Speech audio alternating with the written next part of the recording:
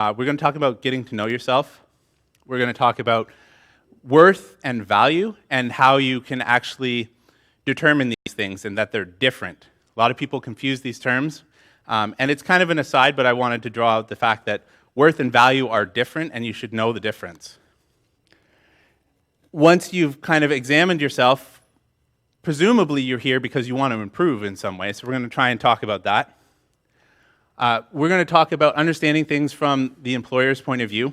So a big part of this was feedback from you guys. I've done this talk, this will be number 8. And every time I've done iterations based on if I get feedback. So the reason why it is as long as it is, because the first time I did this, it was like I had to shove everything into 45 minutes and like, you should make this longer. I'm like, okay. So when it comes to employers, I leveraged people that I know. So I've been with Red Hat traveling in and out of different corporations from, startups all the way up to Fortune 100 companies. And I've started to make contacts. So I started to ask people things that I couldn't find on the internet. Like when I was researching this thing, primarily I was doing so with the internet or the school's library or wherever I was at the time. And oftentimes I would find things that I was like, well, is this still relevant? Is this how people think? And then I would come up with questions that were not answered online. Like people weren't talking about it. So I started to wonder, is this advertising? Like, is this native advertising? What am I finding? So I reached out to 24 contacts that I have in all of these businesses, and I polled them, either confirming stuff that I'd read or asking my own questions. So we'll get into that. I want to help you become a self-promoter. So, and we'll touch on these things obviously way more in depth. I've had conversations with a few people here already about the difference between self-promotion and arrogance. There seems to be a big misnomer out there, especially with tech people, that if I'm good at something, that means I'm arrogant. So I need to pretend that I'm not good at this thing so that I don't seem like that evil person. And we're going to talk about how that's not the case, and you should own the fact that you're good at something. And finally, I'm going to help you try to communicate your value. I've been intensely interested in the study of negotiation. So a big part of my job is human negotiation. I go in and I have to be able to read a room and understand the sides of the table that come together in order to help them communicate. Now, I'm not actually a negotiator, obviously. I work at a tech company. But it's super relevant to my job. So I hope to give you some nuggets, I guess, because communication and negotiation are huge. So I hope to give you some ideas of where to start. Now, some of this stuff is kind of in depth, and some of it I'm just going to kind of touch on to give you an idea of what you might want to look at for yourself. Negotiation is an intensely personal thing. What works for me is not necessarily going to work for you because personality plays in there. So some of this is just like, here's some nuggets of ideas that you might want to go investigate on your own. So, I said it before, we want to talk a little bit about worth and value because they are critical. They're not the same thing. Your worth is the compensation that you expect based on training, based on certifications. Maybe it's where you live, maybe there's some sort of affirmative action or some other stabilizing force in your state or province or whatever. Value, on the other hand, comes from your specific strengths, right? Are you a fantastic coder? Your ability to think and contribute and work and integrate in the job. So worth is some sort of certificate or something of that line, whereas value is I'm applying what makes me me to a position. But there are two types here. You've got intensive value. Intensive value is those skills that I was talking about. You're the ace programmer or a fantastic project manager. You are the SME. You know everything there is to know about some subject, which, by the way, isn't me. And if you have questions, this is interactive. Get what you want out of this. I will stay as long as you guys want to chat. So stop me or move me forward or whatever. So in this next clip, we'll see how someone applies their intensive value to actually achieve something. Dwight works for Dunder Mifflin, and he is a salesperson. He applies his intensive skills, and he's eventually recognized for those skills in his company.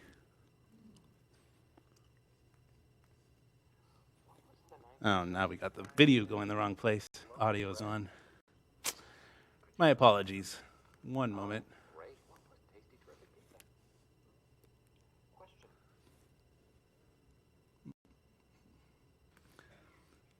I promise it's get smoother from here on out.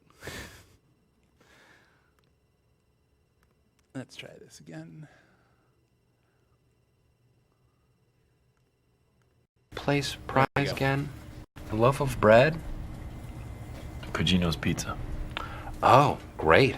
Tasty, terrific pizza. Question. Do their pizzas play DVDs? Dwight was the top salesman of the year at our company. He wins a little prize money and gets honored at some convention. It is literally the highest possible honor that a northeastern Pennsylvania-based mid-sized paper company regional salesman can attain. So Dwight has intensive value that he applies and eventually is recognized for. Extensive value comes from your relationship with other people. Now, this is something that I excel at. Intensive value, not so much. This is the ability to connect resources and people. You can push along a bunch of projects together. You are able to communicate values or ideas effectively.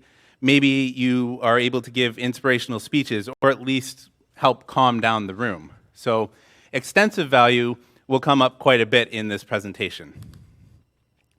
So in this next clip, we're going to see how the main person in this clip is attempting to use his extensive value to influence his coworker.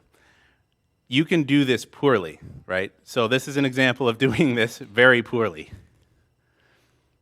Oh, that is completely reckless. Don't you ever think ahead? Hell no. If I stopped to think ahead, I wouldn't be emperor, and I wouldn't even be here in the year 3000. It's just like the story of the grasshopper and the octopus. All year long, the grasshopper kept burying acorns for winter, while the octopus mooched off his girlfriend and watched TV. But then the winter came, and the grasshopper died, and the octopus ate all his acorns, and also he got a race car. Is any of this getting through to you? So that is poorly executed extensive value. So we're going to get a little into physiology. We're going to talk about your body and you. Don't panic. It's really not that kind of talk. I want to introduce you to serotonin. Now, a few of you I know are familiar with serotonin, but it is really pivotal for you in your career to understand the link between serotonin and your success. Serotonin is a chemical in your body that is released by a part of your brain, and it controls memory, it controls mood, it controls so much. So if you have a low amount of serotonin, you tend to have a poor memory. If you have a low amount of serotonin, you are in a terrible mood. There are mood swings all the time. It causes massive anxiety whenever you enter a new situation. It also leads to self-doubt and self-consciousness and ultimately a poor self-image. So people with low serotonin are easily identifiable. They're the people that have you can tell they're defeated. We want to talk about lobsters. Why are we talking about lobsters? It's a good question. When I was doing the research for this presentation initially, I was trying to come up with a good story to tell, right? Because a lot of the times when you're giving a presentation, the most effective way to kind of sink this in is, what story are you telling? And I got through this presentation, and I had one lady come up to me afterwards, and she's like, so I like the presentation. Why was the lobster blue? She was fixated on the fact that the lobster was blue, so I totally failed at that. I thought, I'd give you something nice to look at. The lobster is blue just because I thought it looked cool. But I picked the lobster because there's a lot of physiology that we share with the lobster. It's amazing. They have the same serotonin problem that we do. However, it's a lot more ethical to study a lobster than it is to study people. So there's a lot of information out there. There's been so many studies about lobsters and how they interact with things. And this is because we also share Maslow's hierarchy of needs. And so the people that are not familiar with this is just things like, I need to satisfy basic food, housing for us, or mates and stuff like that. We share this exactly with lobsters. What we don't share with lobsters is we're social creatures. We kind of build communities, generally speaking, even though we hate each other.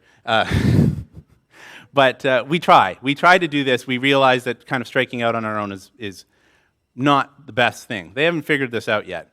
They're much simpler than we are. When they encounter each other in the wild, they often come into conflict over different things, like high-quality food source, or their mates are another thing they fight over. They also fight over housing. They have 4 levels of conflict resolution. We have way too many to count. So it's really advantageous to kind of look at the lobster, because it really boils down to, on one end, they run away after they size each other up, and on the other end, they fight to the death. And then there's 2 steps in between. You don't really need to know much about that. But what's really interesting about the lobster is when they meet, there's a jet under their eyes that shoots a chemical out, and that's basically like their introduction. Their sex, their size, their mood, their health, and even how aggressive they might be. Once this is exchanged, they decide whether they're going to fight or not. When a lobster fights and wins, it gets a boost of serotonin. This is very important because serotonin for a lobster has less to do with emotional state, and more to do with the fact that a lobster with serotonin will actually spread itself out and look more menacing. It also, for them, skews the statistics. So, if you have a lobster that has won 9 times out of 10, but has lost one of those fights, he's statistically more likely to lose the next fight than you would actually normally do. Like if you followed the graph of medium, you'd say 9 out of 10 times, he's probably going to win at least the next 5 or 6. But because they lose serotonin when they lose, he's actually more likely to fail overall. It's very interesting. I'll start drawing those links for you. But I thought I would have, so this is B-roll footage, and the excerpt is from a book, and I have a long list of sources for people who are interested in where I get my information, but I thought this was a good summary for things. A lobster with high levels of serotonin and low levels of octopamine is a cocky, strutting sort of shellfish, much less likely to back down when challenged. This is because serotonin helps regulate postural flexion. A flexed lobster extends its appendages so that it can look tall and dangerous, like Clint Eastwood in a spaghetti western. In one of the more staggering demonstrations of the evolutionary continuity of life on Earth, Prozac even cheers up lobsters. High serotonin, low octopamine characterizes the victor. The opposite neurochemical configuration, a high ratio of octopamine to serotonin, produces a defeated-looking, scrunched-up, inhibited, drooping, skulking sort of lobster. Serotonin and octopamine also regulate the tail flick reflex, which serves to propel a lobster rapidly backwards when it needs to escape. Less provocation is necessary to trigger that reflex in a defeated lobster. So that we kind of share this in common with the lobster. When a lobster has that low serotonin, they look defeated. And so I've got just a quick little clip, the next one here. I know that you can't see it because of the projector. I apologize. Just take my word for it. So I'll play it. It's only about 15 seconds. This guy, you'll be able to see, is the dominant lobster. He actually will shoot out that chemical that I'm talking about. You can't because the projector sucks. But if you were watching this up close, you could actually see the discoloration in the water. And you'll be able to tell which lobster is dominant just by the interaction that they have. So you can see by the posture, you've already got a problem here. One is fully extended. This guy is fully extended and dominant. This guy has lost some fight, and you can tell because he is completely hunched over. He's tucked under, he's crouched, and he looks like a defeated lobster. As humans, we do this too. We're just not aware of that. So, I mentioned that serotonin is controlled by parts of your brain. You don't need to know the other 3 parts of the brain, but I thought I'd put this up here just for completeness sake. So we've got the reptilian brain, which is the part that we care about. This is the oldest brain that we think has existed in humans, going way, way back.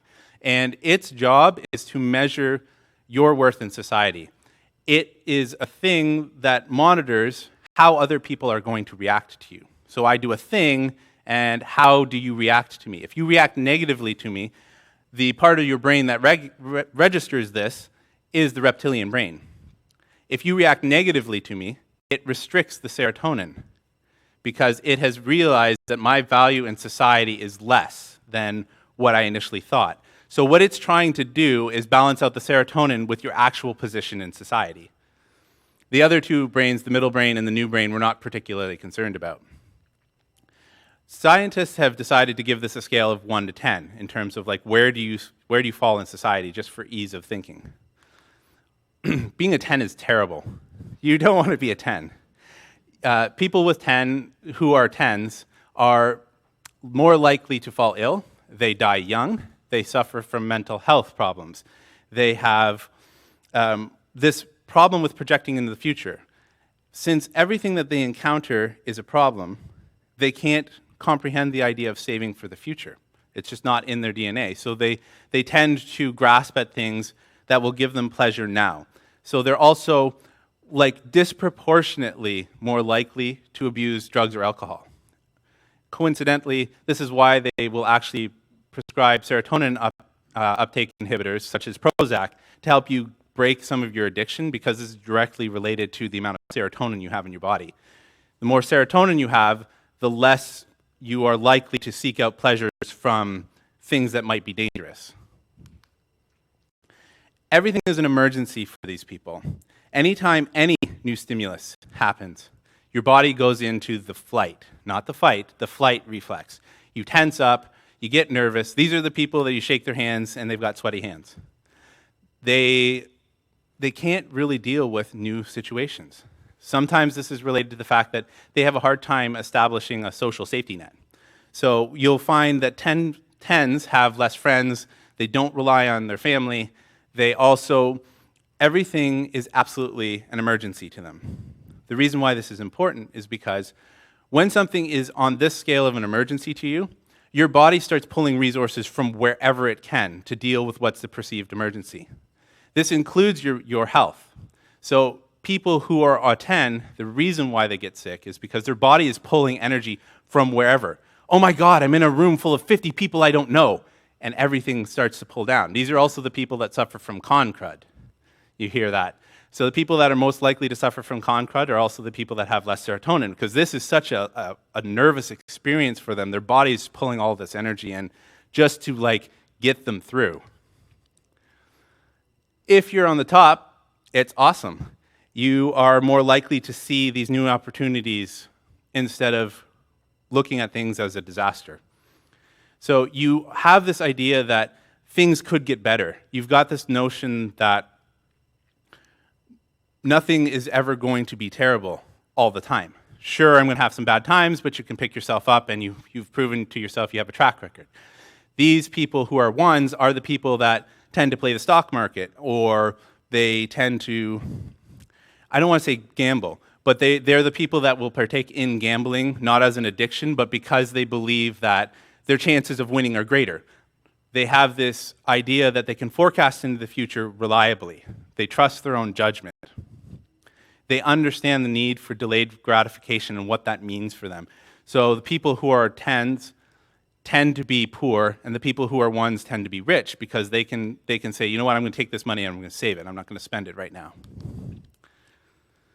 So, on the scale of transitions, this one is terrible. I'm transitioning a little bit, but I'm going to talk about telling the truth. Why am I talking about telling the truth? Because the cyclical nature of serotonin in your body relies a lot on your perception. So I know I started off talking about how this part in your brain registers how other people think about you. But there's also something that you can do as well. When you set a goal and you achieve that goal, you get a tiny amount of serotonin, right? And so as we're walking through this presentation, you need to learn to tell the truth. I'm not talking necessarily about don't lie to your colleagues. You shouldn't. Don't lie to your colleagues. But that's not what I'm talking about.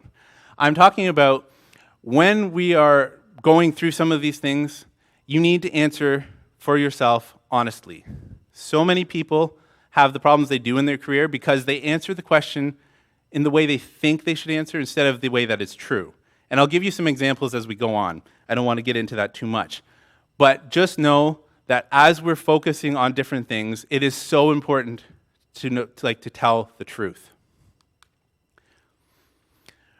When you are trying to get to number one, because presumably everybody wants to be on the top, how do you do so? Well, you start to think about what sort of things am I good at? But you also need to know what sort of things do I struggle with? And what sort of things hold me back? I apologize. Again, this is a projector. This color worked way better before. Anyways, I've been stopped before and said, well, struggling and holding me back, why, did you just restate the same thing different ways? They're actually different. One is a mentality, like a blockage, and one is an ability problem. So something that you struggle with is an ability, and you have to recognize the things that you struggle with to find a way to work around them. Something that holds you back is a mental block. So something that most people can relate to is giving a presentation. You may not struggle with putting the slides together and getting all of the information that you need, and maybe you're kind of funny, in your small peers, you tell a joke or you're center of attention. But what stops you is I get up in front of all these people I don't know, and I don't want to make a mistake. What holds me back is the fear. That's a mental block, not a skill block. And it's really, really important when you're trying to move forward in your career to be able to diagnose these things properly. Is this a failure as in I need to skill up or I need to work around it? Or is this a mental problem? And this is something you have to answer for yourself. Remember I said tell the truth? These next points are what I'm talking about. The whole presentation is about telling the truth and learning to introspect, and then once you get a grasp on who you are and how you function, applying that to your best ability and convincing the employer to either give you a shot at the job or more money or whatever. But all of this comes from these 4 fundamental things and then understanding your personality. So when you're talking about what motivates you, is it money or status, or is it who you know, or is it accomplishments? Most motivations break down in some form here. Now this is a problem. It's not a problem that they break down here. The problem is most people in this room will not answer this question honestly, especially if your motivation is this or this, because you feel that money is not a socially acceptable answer to motivate you, right? But it's okay that it is. We're dealing with motivation and trying to line you up with either a career or negotiation tactics in your current career. So you have to answer this honestly. If money drives you, don't go work at a consignment shop. You're not going to be happy. Sure, you might get the adulation of your peers, but we're talking about what makes you happy. When you are in a job that you are satisfied with, you perform better. Not only that, people around you appreciate you because you're putting in the effort, and I don't want to say it's seamless, but if you really like what you're doing, it's a lot easier to put effort in that people will recognize. If it's status, maybe working to be the manager of a grocery store isn't the best thing for you. If it's who you know, perhaps you don't want to just socialize with a small group. Or if you're like me and it's accomplishments, working for a large corporate entity with red tape is a terrible fit for you. It is so important for you to line up and answer these questions correctly, or else you're going to end up like Homer. He spends 30 years plus making us laugh at all the things he does terribly. Every season they have at least one episode where Homer actually does something successful. But he spends 23 of 24 episodes being terrible because he lines up the things he's bad at and continues to go at them. If he had worked around this somehow, his outcome would be different. So don't be like Homer and misalign what motivates you and what your skills are. Oh, yeah, that's a fine-looking... Oh! Okay, no big deal. Stupid Lisa! She gotta build fast. Cement drawing! All right, let's see. English side ruined. Must use French instructions. Le Grill? What the hell is that? Oh, come here. Come on, fit. You.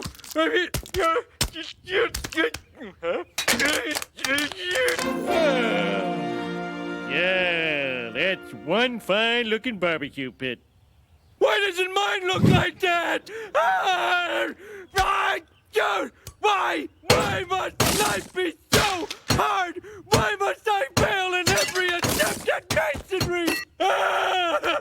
How's your father's project coming along? I think he's almost done.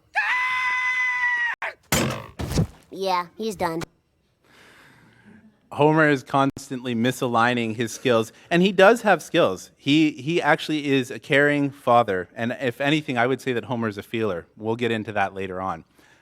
But he'd be a lot more boring, but more successful if he actually answered some of the questions honestly for himself. So I have some thoughts about how to get to number one, and these are just my thoughts based on my own personality, but I thought there are some generalities that I can apply. As we're going forward talking about the different personality types, you'll answer these questions differently, right? So how you get from point A to point B will differ depending on your personality type. But there are some generalities that you can work towards. First, I mentioned this briefly in the introduction. Being good at something doesn't make you arrogant. Get that out of your mind. You need to be confident, and the only way that you're confident is when you know what you're good at and you're comfortable being good at that thing. This doesn't make you arrogant. Arrogance is, I'm good at this and you all suck. That's arrogance. You can work with a bunch of your peers and all be awesome at something. That's fine. Know which rung of the ladder is right for you. If you are a 9-to-5er, picking a job that requires you to do 80 hours a week because you need money or whatever is probably a terrible fit in the long run. Conversely, if you're trying to become a CEO, you really don't want to be in a position where you are not having a clear path to success. So working 9 to 5 and then not doing anything to integrate yourself with the business is not a path to success for a CEO type job. So you need to know, where do I fit? So many people answer this question wrong because they answer it the way society thinks they should. Most commonly, it seems to be that there's a stigma around being a 9-to-5er, right? You check out at the end of the day, or you're not motivated or whatever. Get rid of that, right? We don't care in this case what society thinks about us, because you're going to be miserable if you put yourself in the wrong spot. I know plenty of 9-to-5ers, and I can think of one right off the top of my head that I've been working with the last 3 weeks. He works 33 hours a week. The guy is brilliant, but 4 o'clock and he's off the clock, right? But he is really good at his job. So being a 9-to-5er is not a bad thing. It's about being comfortable in your skin, right? You need to know, and you need to answer this for yourself. So for me, because I'm based on accomplishments, creating my own goals is paramount. But even if your accomplishments don't drive you, start creating your own goals, and we'll get into this. Start small. When I talk with people, I often find this with engineers, not software engineers, but straight up mechanical engineers or whatever. They do things that their peers do and they hate it, right? So I was just talking with a person at my sister's gender reveal party, and he was talking about how he went into this field of engineering because that's what his friends did. But it doesn't engage him. And he got out and he's like, it was a slog and it was hard and now I don't work in this field. And if he had have realized that it's okay that your peers are engaged by some things that you're not. People get caught up chasing the Joneses, even in their careers. Be okay with the fact that people who do the same jobs will be engaged by different things. And it takes all types. Some people may be a one-trick pony.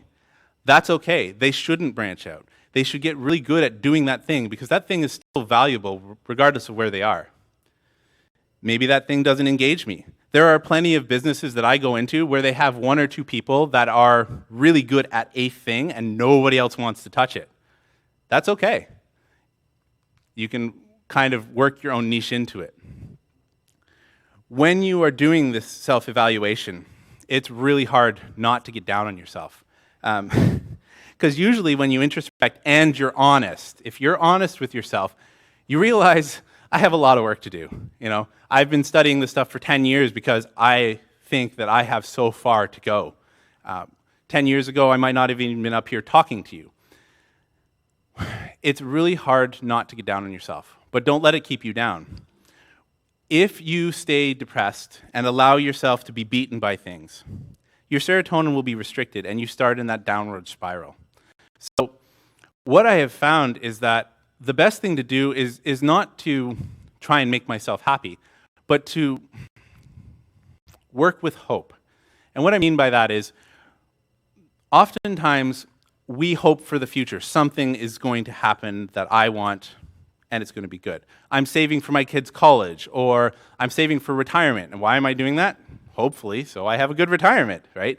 It makes me happy to log into my bank and see that my nest egg is growing. Why does it make me happy? This is numbers on a page. It's the root of this is hope, right? And so despite how you're feeling, you need to find something that you're going to hope for, because happiness ends up flowing out of hope for the large majority of people. Look, I miss Bender almost half as much as you do, but you can't bring him back this way. It's hopeless. You can't give up hope just because it's hopeless. You gotta hope even more and cover your ears and go blah, blah, blah, blah, blah, blah, blah, blah. That's how I actually feel. I really like that clip. It took me a long time to dig that out. So we've walked to the end of L. I picked L because the lobster. It's got that blue. Everybody can remember the lobster. If you can remember lobster and serotonin, you've got the first section, right? Remember that serotonin is important and that lobsters are the basic way to study serotonin. In the long scheme of things, you don't need to care about lobsters. It's just really easy to remember a picture of a lobster to summarize that entire thing. So we're going to start talking about personality. So we need to start asking ourselves, who are we? In order to get a good fit for your job, you need to actually start understanding bits of your personality.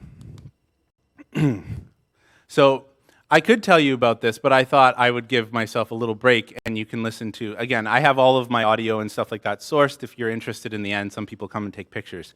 So here we're talking about the 4 dimensions of personality, and he just kind of gives us a nice 1-minute summary that I thought was more concise than what I can do. The type system of personality assessment is based on 4 basic aspects of human personality: how we interact with the world and where we direct our energy, the kind of information we naturally notice, how we make decisions, and whether we prefer to live in a more structured way, making decisions, or in a more spontaneous way, taking in information. We call these aspects of human personality dimensions because each one can be pictured as a continuum between opposite extremes. For example, we can look at how we interact with the world and how we direct our energy as a continuum between extroversion and introversion. The kind of information we naturally notice can be seen between sensing and intuition.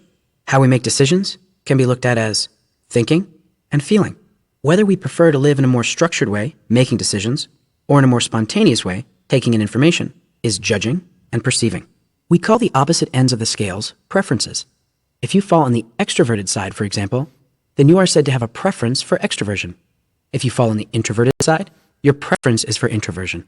In reality, you use both sides of each scale in daily life, but you also have an innate preference for one side or the other. So I know that was a quick shotgun approach, but I liked his overview better than the one that I wrote, so I replaced it. But we'll start digging into this. So we're going to talk about being an introvert or being an extrovert. I've spoken with a lot of people, and this is by far the most confused topic because people don't actually understand what it is to be an introvert or what it is to be an extrovert. So I've mentioned it before, and he mentioned it in the introduction, but it's all about how you energize yourself. It has nothing to do with your comfort speaking or your ability to interact with other people. So, extroverts. Extroverts focus on the world outside themselves. They really, really, really need to tell you what they're thinking, partly because they can't go through this in their own brain. If you don't know what an extrovert is thinking, you haven't been listening. They need to broadcast their thoughts. Because of this, they also have a tendency to make decisions too quickly. So they immediately need to get into the conversation. So an extrovert will do this. So I'm sitting in class, right? And the teacher is trying to call people, and I'm like, I put my hand up, right? And she's not calling me. Why isn't she calling me? I gotta keep my hand up here, and I'm going like this, and trying to get her attention. And she finally calls me, and I don't have it. because she doesn't give me the time to formulate my thoughts. She just says something like, well, why'd you stick your hand up if you didn't know the answer? And it took me a very, very long time to realize that I need to speak in order to formulate my thoughts. So I start one place, and by the time I finish, I've actually talked myself through a pattern and actually arrive at the answer. So I need to stick my hand up and start that dialogue in order for my thoughts to become clear. That is an extrovert. Introverts, on the other hand, they need time to think a question through. They prefer a depth of knowledge to a breadth of knowledge. These are the people that really niche down on things. This is not me. They have intense concentration. They also tend to hate being the center of attention. They like to work independently. This part of introversion is me. They hate social gatherings. Social gatherings tend to be superficial and draining because everybody wants to talk about their dog or the clouds or like something I don't care about, and I struggle with this immensely. I go to these parties. My wife's Italian. If anybody of you knows Italians, they have large families, and they talk about meaningless shit. It really is. It's like I'm talking to this woman, and she talks to me like I know my sister's cousin's aunt's dog's puppy. And I'm like, I don't care about any of this stuff. Why are you talking to me? I do not integrate with the Italian household at all because I want to talk about meaningful things. And when we don't talk about meaningful things, I'm like, I'm just going to go sit in the corner. And then it's like, what's wrong? Is he mad? Did I do something? Like, and I get this constantly. It's 12, 15 years later, and I still get, what did we do? Is he mad at us? No, he just doesn't want to talk to you. Why doesn't he want to talk to you?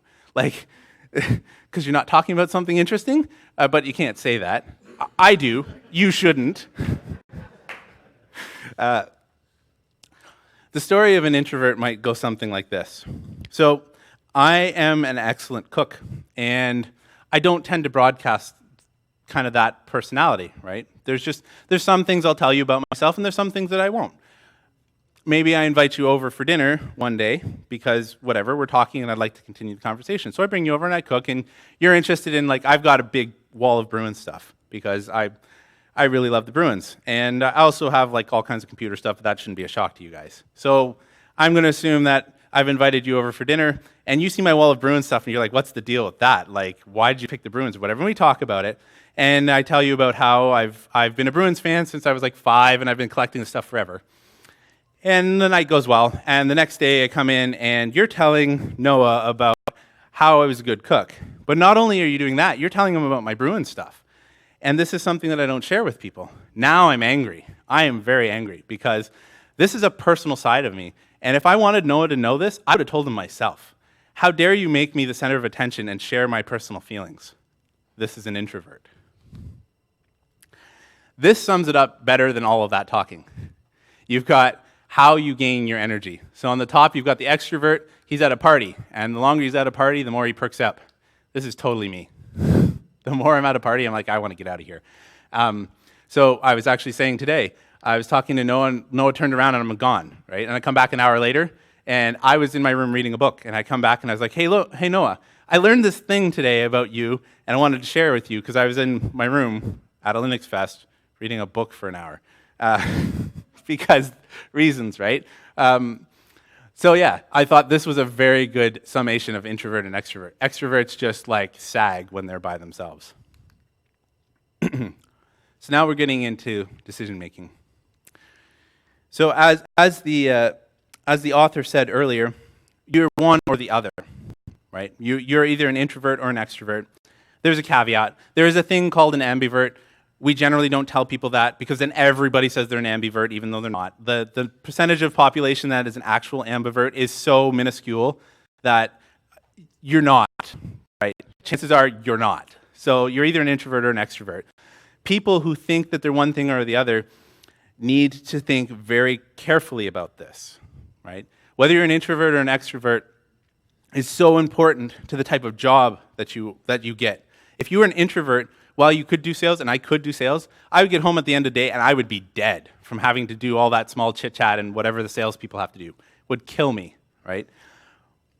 People often misdiagnose themselves all throughout these different types that we're talking about because their environment made them different than what their natural inclination is. And they have a hard time sorting around how I am in a state of nature, which is a weird way to put it, and how I am because of the environment that I grew up in. It's the same thing with how you make decisions. So this is my wife. This is terrible. I hate this. The perceivers start all kinds of things and finish nothing. I know you can't read it. I apologize. So the tag, each one of these things as I go along kind of has like a tagline. And this is, because a clean desk is a sign of an empty mind. They put stuff everywhere. They delay their decisions in order to keep the options open, which drives me crazy. Like, you just don't want to make them, whatever. My wife and I, we go round and round. Love my wife. We have a fantastic relationship, and she is fantastic. I have to say this because when I bring her up in presentations, you need to know about me. I'm a tough person to be with because I'm very cemented in my ways, and I'm also highly academic, right? And so I have this way of thinking about things. So when it comes to making decisions or whatever, I can sit down and be like, okay, we got to do this, and I'm done. And she'll be like, it is literally 9 months later, and we still don't have a babysitter. I'm not kidding. Like, she gets so stressed out when I'm on the road, and I'm like, well, hire a babysitter. We got money. Just get a babysitter and go out. She's like, yeah, that sounds like a good idea. But if I don't do it, she will not do it. Like, we've talked to like 9 people. We still don't have a babysitter, and she's still stressed out. They tend to be spontaneous, flexible, and really fun-loving. So this is the perceiver. On the opposite side of things, you have the judger. The judger is like our peon, and I stripped this just for nostalgia. Yes, something you're doing? Be happy to. Work. That's the tagline for the judger. They work until a task is complete. They create a plan, and they execute on it. They're structured, they're responsible, they're organized. They have a thing that they're driving to, and they just go until it's done. When it comes to how you make decisions, there are thinkers. This is me. This is me 100%. And it says first place in logic down here. Prizes logic above all else. Totally me. Highly critical. This is not meant as a negative thing. We use the word critical nowadays to be a negative connotation. Critical just means I'm thinking about things. I'm always evaluating something. You tell me something, I'm listening to you, but in the back of my brain, something's grinding away like, is this true? Do I believe this? Like, I'm working through this sort of thing. We're impersonal and highly rational. This makes it very difficult for other people to deal with us. On the flip side, you have feelers. Feelers make decisions based on how they feel. They're empathetic. They prioritize relationships. They're passionate, but that passion often leads them to be overly sensitive. So I tried to come up with a good way to describe a feeler because I felt like the thinker didn't need a description. It seemed kind of like everybody knows somebody rigid like that. But because I'm a thinker, I actually couldn't tell you anything about a feeler because that is so completely foreign to me that I would mangle it. So I found this story and I thought it was really good. He'll explain, it's about 1.5 minutes long, but basically it's a story about a dean at a university who has to deal with an ethical dilemma, which to me didn't seem like an ethical dilemma, which is exactly why I'm not telling the story. Take the example of Robert, a feeler, who is the assistant dean of students at a small liberal arts college. Robert is responsible for conducting disciplinary hearings for students accused of violating the college's rules. He also decides the appropriate punishments as needed. A student, Henry, was caught smoking marijuana in his dormitory, a violation that usually carries a penalty of suspension for 1 semester, followed by 2 semesters of probation. Looking into the case, Robert discovered that Henry, a freshman, had been assigned to a room with 2 upperclassmen who had both been in and out of trouble. Robert also learned that Henry had an excellent academic record, and he had never been in any trouble before. Henry appeared to be genuinely contrite, and he was terrified about how his parents might react if he was suspended, since they had made real sacrifices to send him to school. Taking all these things into consideration, Robert fixed Henry's punishment at mandatory attendance in a 6-week campus drug awareness program, followed by 1 semester of probation. The dean, a thinker, thought this punishment was too lenient and made no sense. She thought that failing to hold all students to the same standard set a dangerous precedent, and she asked Robert to justify his decision. As Robert put it, "I know I could have suspended Henry, but I looked at the situation this way. We never should have assigned him the roommates we did, especially knowing how eager freshmen are to be accepted. As far as I'm concerned, we created the problem. Henry is a good kid, a good student, and an asset to the school. And after all, we are first and foremost an educational institution. I feel Henry has learned a valuable lesson from this experience, and I see no need to punish him for a relatively minor offense in a way that could affect his whole life." So I mean this sincerely. Thank God for thinkers, because that guy would have been out on his ass. Like, you broke the rules. I don't care if your roommates were doing it. Like, you did something stupid. You knew you were violating the rules. Out you go. But you don't want a world full of people like me, because there'd be a lot more homeless people. So we're getting into processing of information. There again, every side has two sides, and there is gradients here, but mostly you'll find you fall in one or the other by natural state. So you've got the intuitives. This is totally me. So an intuitive is orientated towards the future. They know where they are and they know where they have to be, and they just go for it. They look for patterns.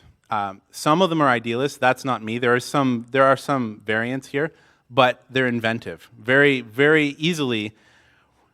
When I was young, I was probably 7, and my dad, he just would like load stuff into his garage and just close the door, right? And it would drive me crazy, even as like a little boy. And I always had this ability to open up the garage and be like, I'd look at it, and in my mind, everything just like came out and then went back in place the way it was supposed to. And I would just start like sorting things. And I've always been able to do that. This is an intuitive to a T. They know where they are, and they know where they have to be, and they know the steps that line up to get them there. The downside of an intuitive is we're not necessarily concerned too much about what's happening right in front of us, right? Like, I'm here, I need to get here, I'm going to walk around that thing that is impeding me. So there are upsides and downsides. An intuitive, the way that an intuitive might explain his story is like this. So I see a problem in this place that I work, and I know how to fix it. I've come up with a plan, and I want to implement it. But I'm so frustrated because my boss only cares about how much is it going to cost, how much of my time is it going to take. He can't see that this is the thing that was going to unclog our pipeline. He can't see past the end of his desk. Why does nobody in this company have any vision? That is an intuitive. On the flip side of this, you have the sensor. The sensor is exactly what it sounds like. They rely on their 5 senses. They are oriented to the present. They don't have much care for the future, just in general, because to them, what they see is the world. They're highly detail-oriented. What I love about the sensor is they might actually describe a situation like this. So picture a car accident, right? Just like a crash. An intuitive walks up and is like, the cop goes, "What happens?" "Well, I don't know. That guy like came out of the corner and slammed in him, and now there's a bunch of dead people." That's an intuitive. A sensor is like, "Well, you know, I remember hearing the sound of a brake, and this guy was coming through the intersection. He seemed to be going about the speed limit. And I remember seeing a rusty old Mustang come out of the corner, and he was going about 50 miles an hour, and he came out, and he T-boned the guy. But then he hit the guy in such a way that he spun and ran into a pole. And I remember thinking he probably, like, because of the rust, he probably needed some work done on his car. And then I checked around to call 911. That's a sensor, right? Like, I am literally like, I don't know, dead, right? And the sensor is like as if he was sitting and scribing the entire event. So I apologize again for the projector. I know you can't see it. This is just a summary. You don't need to know what the words, like the text says, but it's just to show you the opposite. So we've got the introverts and the extroverts as opposites, the sensors or the intuitives, the thinkers or the feelers. Yep. Can a person change the way that they are to fit in if they want to exist in an environment that is different or that demands something different from them? Is it possible to acquire new skills or change the way that you're naturally wired, or is it all about finding where you naturally fit?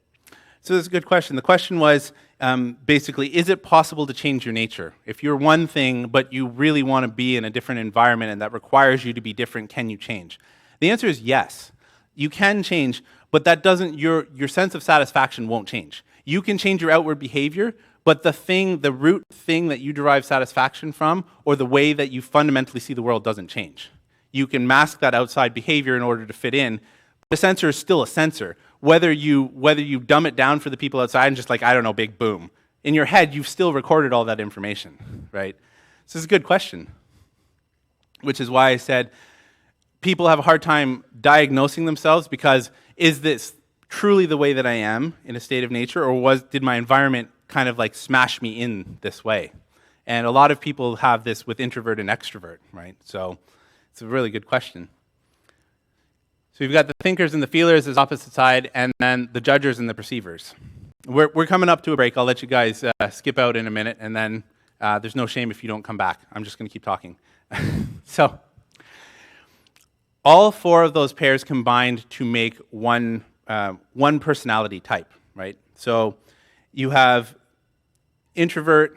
So I'll do myself. I'm an introvert, I'm intuitive, I'm a thinker, and I am a judger. INTJ, right? There are subsections of your personality that I'll cover, and that's what I'm going to do here. And then I'll have a poll where you can sit and do the more comprehensive thing. It takes about 3 to 5 minutes, and you'll get your 4-letter combination. The most effective way to do this is to do it several times over a long period of time to see if you answer the questions the same way. I have been an INTJ every single time I've done this test.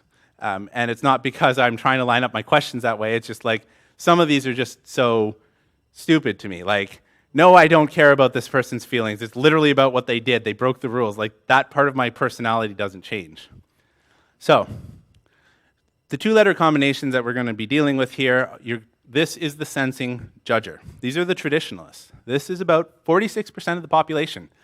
Big chunk of people fall into the traditionalists. And their tagline is, early to bed, early to rise. They tend to be serious people. And at work, they need to belong. They're not necessarily the followers, but they don't want to stick out, right? So they want to go about their job. They're reliable. This is the average person that corporate America thinks they want. They tend to be demanding, but they're practical, right? Because they rely on proven facts, they're really interested in getting the job done in a certain way. They're going to do the same thing every time, or more or less. They're not interested in long-range planning. This is the person's like, I've been doing the same job for 15 years, and it's not my job to like improve the pipeline or whatever. My job is to execute on blah, right? This is the traditionalist. There is a good place for the traditionalist, and honestly, thank God for them, because I can hand them work and just go and do my thing, right? And I know they're going to do that work. They resist change. The experiencer. This is the sensing perceiver, and their motto is eat, drink, and be merry. This is about 27% of the population. These are the people you don't want in a firefight. They value freedom and flexibility. They live for the moment. So I don't mean that they're risk takers, but they're actively involved in the present. They're not really worried about the future, which also means shiny. They are terrible in a firefight. They get bored working on a thing too long. And so instead of seeing things to completion, they're that person that has the scattered desk. Not necessarily in terms of the overall organization, but you can think about the experience here like that. Because of this, they tend to be unpredictable, and they try to avoid making the decisions themselves. So they're that person where someone says, where do you want to go for lunch? And they immediately kind of like try and dodge the question. Now, some of this is like, people do this, like I do this because I'm not a foodie and I really don't care where we go to eat. That doesn't make me an experiencer. But what I really like about the experiencer is they watch people, right? Because people are really interesting to experiencers. So these are the people that are really going to narrow down on someone's behavior and really take an interest in that. You've got the idealist. This is the intuitive feeler. I don't understand this person at all. I have a really hard time dealing with these people. This is about 16% of the population. Their motto is, this above all else, to thine own self be true. They care about you as a person or themselves as a person and personal growth. They're the catalyst for positive change. They're excellent negotiators. They smooth the waters over. They're worried about everybody's feelings and all of that nice stuff that I really don't care about. They primarily make their decisions based on their feelings and everybody else's feelings. And you're like, that makes absolutely no sense. Why are we doing that? These people drive me crazy. They also can be overly emotional because their feelings guide everything. They tend to be over emotional. Now, when you're placing these things, I'm giving you extremes, right?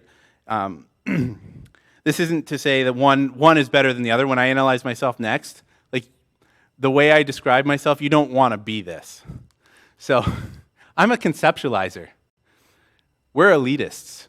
And the tagline says, it's lonely at the top, but it's sure comforting to look down at everybody below you. This is true. But not from an arrogance standpoint. That's what I want to convey. This personality is very low in the population. It's 10% or less have this actual personality. There's a difference between being socially awkward and having this personality type, okay? Key for my personality type, knowledge for knowledge's sake. That's why we're elitist, because I spend so much time reading, like 10 years I've been reading about personality. Like how much can you learn in 10 years, right? Why? Because I was interested in it. Like that's it. I was talking with Noah, and Noah's like, well, why do I have this short-term memory? I don't know. Let me go find out, right? I bought a book on Audible, and I go through this book, right? Like, it's knowledge for knowledge's sake. Nobody understands us, though. That is our key flaw. Nobody understands us. It's because we don't take personal criticisms. Like, if you tell me I'm doing something wrong, I'm like, okay, I'll fix it, right? Like, that is part of the personality. That seems like a person that would get along, except I don't, because I don't care about your feelings. As much as I'm here, I care about helping you. I don't care about your feelings, right? I am trying to pass on stuff that I've learned because knowledge for knowledge's sake, right? I really want you to know because I think stuff is interesting, not because I actually care about you. I'm sorry. Or you're welcome. We don't care about harmony. Do not care. Do not care. And that's been an overwhelming theme. I've been talking with Noah and a bunch of friends. I just don't give a crap. I don't care that this person feels this way or that. And because of this, we're seen as elitists, and others like legitimately don't understand us. They think that we're arrogant or that we're jerks or whatever. It's actually part of the personality. It's not a coping mechanism, but it is our key strength. The ability to better ourselves is the driver. If you worried about feelings, you're not going to better yourself. It's a recognition. This personality type is also the personality type that recognizes there's always somebody better than you. So we're not actually elitists. We're just trying to get to the top. So this is kind of just a summary of that. We've got the sensing judgers.